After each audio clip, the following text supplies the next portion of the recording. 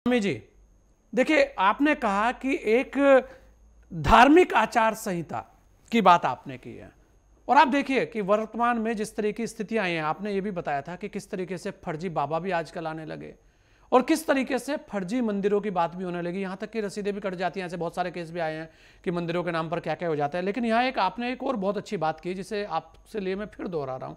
आपने कहा कि क्या स्वर्ण मंदिर का जो रूप है वो कहीं दूसरी जगह जा सकता है?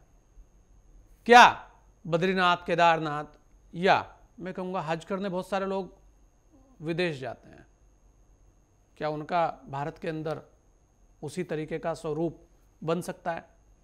अगर नहीं तो फिर जो सनातन धर्म की चीज़ें हैं, जो हमारा जहाँ पर आस्थाएं हैं, और आस्था नहीं, वो तो साक्षात भगवान है, ऐसा कहा गया है और उसका चमत्कार हर किसी ने देखा भी है।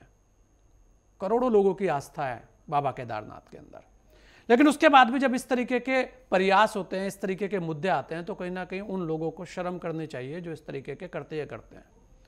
आपको क्या लगता है स्वामी जी कि जो धार्मिक आचार संहिता की आपने बात की, अब समय आ गया है कि अब कहीं ना कहीं संत समाज को इस बात को भी देखना चाहिए कि भाई किस तरीके से जो धार्मिक चीजें हैं उस पर अतिक्रमण हो रहा है, जिसकी जो मर्जी आ रही है वो कर रहा है, जिसको आज अच्छा लगे तो भगवा धारण कर लो, कल नहीं लगा तो उतार दो।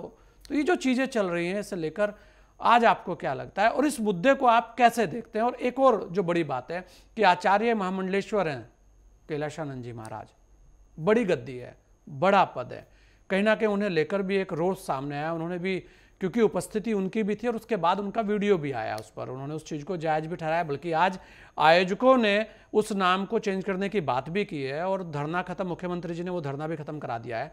लेकिन उसके बाद भी आज देखिए, आज जो प्रेस क्लब में महाराज जी जो प्रेस हुई है, वहाँ पर बड़ी तादाद में पुलिस भी थी। मतलब कहीं ना कहीं जो रोष था वो पता था कि एक रोष चल रहा है।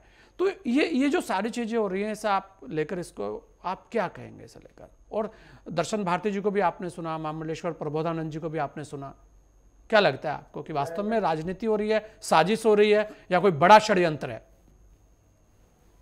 दोनों बात और सही बात रखी है।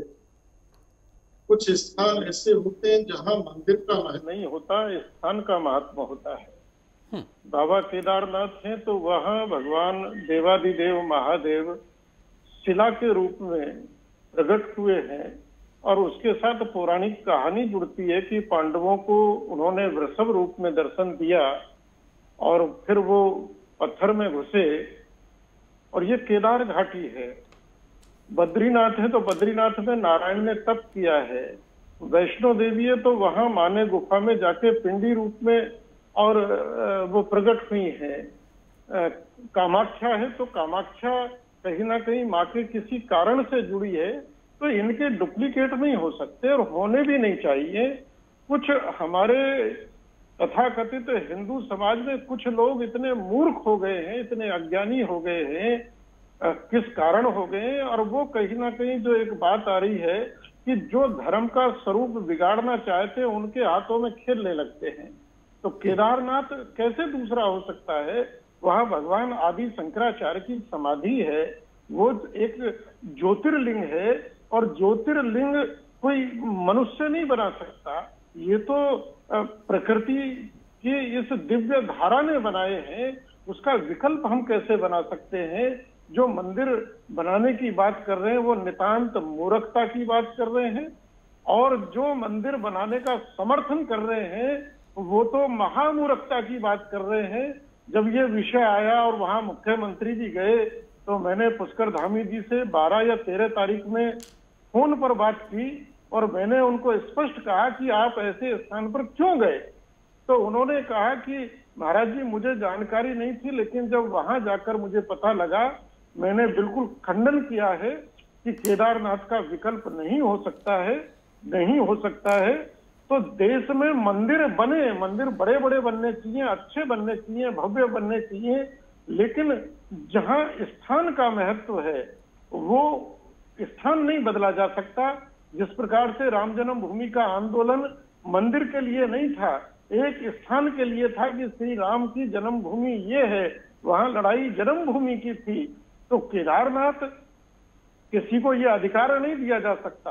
आज हिंदू समाज में ये विकृति आ गई है कि जो हमारे अखाड़े भी हैं, मैं कहने में संकोच नहीं करता, हमारे पूज्य शंकराचार्य हैं, कुछ बोलते हैं, कुछ मौन रहते हैं, अखाड़े बोलते नहीं हैं, बोलना चाहिए और कहीं ना कहीं एक आचार संहिता बननी चाहिए। आज जिसको देखो वैष्णो देवी मंदिर बनाने में लगा है, और ये कोई मंदिर, इनकी कोई आस्था नहीं है, ये सब इसलिए लगे हैं कि इस नाम पर चढ़ावा ज्यादा आएगा। ये सब चढ़ावे का खेल हो रहा है, जो खेल बंद होना चाहिए।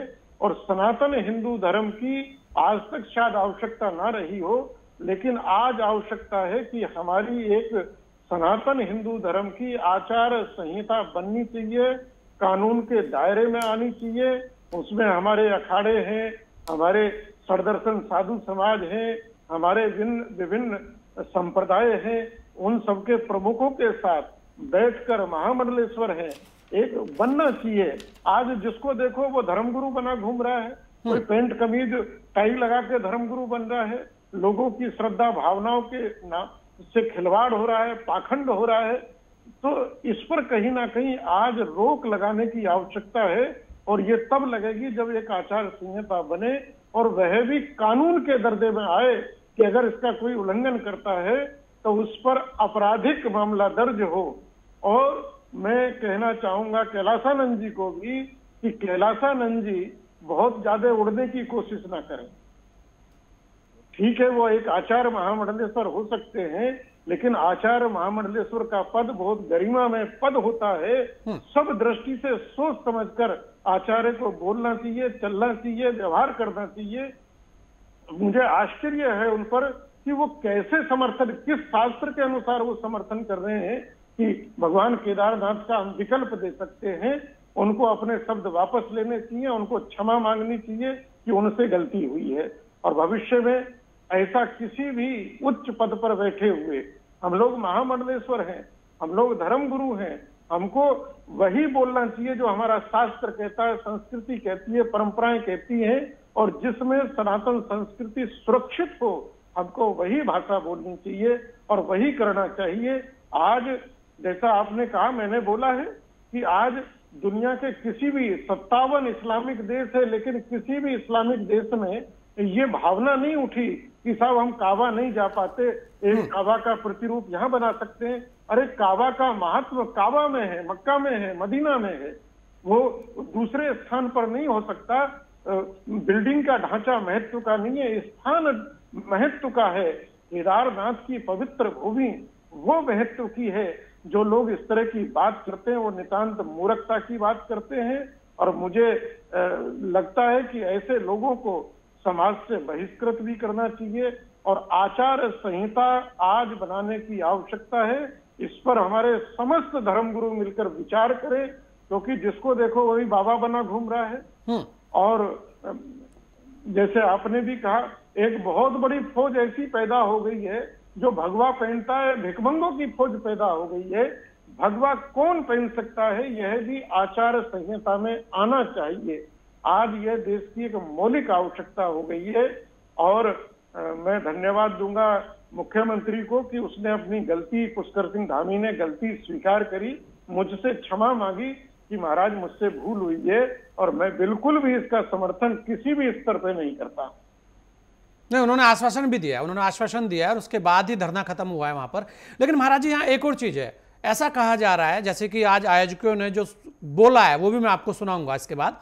आप देखिए, ये कहा जा रहा है कि वहां पर कांग्रेस, क्योंकि अभी वहां पर जो सीट है वो खाली हुई है, वहां पर कांग्रेस इस पर राजनीति कर रही है, कहीं ना कहीं वहां पर राजनीति के कारण ये सारे विवाद हो रहे हैं। और जितने संत समाज के जो अगर लोग बोल रहे हैं, तो शायद फिर ये भी माना जाएगा कि वो भी एक राजनीति का हिस्सा है। स्वामी जी देखिए, राजनीति सदैव समाज को तोड़ेगी, सदैव बांटेगी और समाज को लड़ा के रखेगी। हम धर्म गुरुओं का ये दायित्व बनता है कि हम समाज को धर्म के मामले में राजनीति से दूर रखें। अगर हम धर्म में राजनीति लाएंगे तो इससे ज्यादा धर्म का अपमान और धर्म का स्खलन इससे ज्यादा नहीं हो सकता है। हम साधु संतों को धर्म में राजनीति नहीं लानी चाहिए, बल्कि हमारा दायित्व ये बनता है कि राजनीति में हम धर्म स्थापित करें, कि जिससे राजनीति न्याय के पथ पर चले, सत्य के पथ पर चले, कहीं ना कहीं और नीति के पथ पर चले, धर्म का अनुकरण करके देश, समाज और सबकी सेवा करे। तो राजनीति से इसको दूर रखा जाए। राजनेता तो भिड़ाने की बात करेंगे। दुर्भाग्य यह है कि हमारे यहाँ भी कुछ साधु संत ऐसे हैं। देखिए, हर व्यक्ति कहीं ना कहीं जुड़ा रहता है, मैं मानता हूँ, लेकिन जहाँ धर्म की बात आती है वहां हमको वही कहना चाहिए, उसी का पक्ष लेना चाहिए जो धर्म कहता है, जो शास्त्र कहता है, जो संस्कृति कहती है, जो परंपराएं कहती हैं। हर जगह राजनीति नहीं होनी चाहिए। और मैं देश के राजनेताओं से भी ये आग्रह करता हूं कि आप समाज में खूब राजनीति करो, आपस में लड़ो भिड़ो, लेकिन कम से कम धर्म को छोड़ दो। धर्म के अंदर राजनीति का ये प्रदूषण न फैलाओ, अन्यथा इसका परिणाम देश के साथ साथ आप सबको भी, राजनीतिज्ञों को भुगतना पड़ेगा। ये बड़ी चीज है।